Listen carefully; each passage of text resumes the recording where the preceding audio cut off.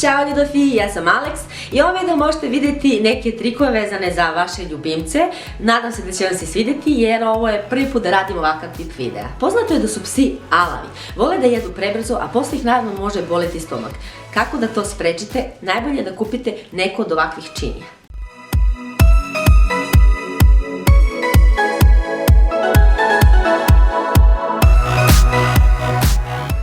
Kao što vidite, ove činije imaju čudan oblik, tako da će ih to znatno usporiti i nećete imati tih problema.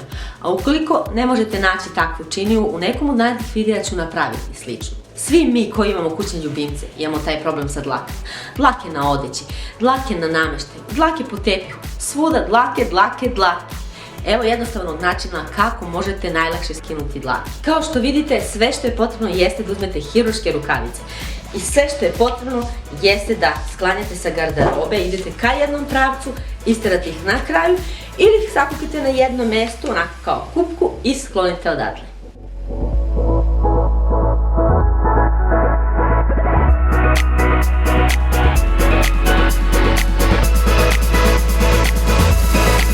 Šta mislite, kako da neutrališete neprijatne mirise ukoliko se vašem ljubimcu desi slučajno pipi gdje ne treba?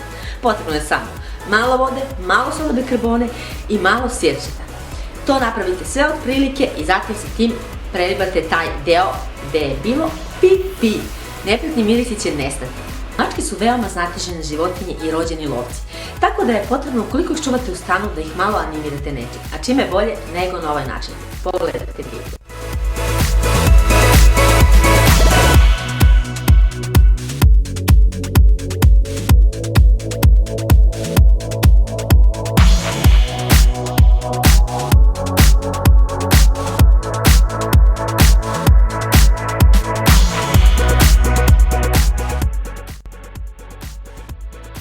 Ovo je jedan veoma interesantan način da ih zabavite jer one prosto obožuju da se bore za hranu.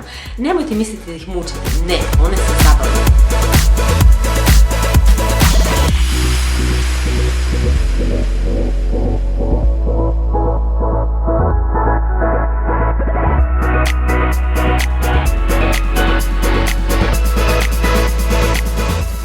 Ukoliko vam se video svideo, lajkujte, šerujte, komentaršite, a ovdje ću ostaviti neke predloge pa pogledajte.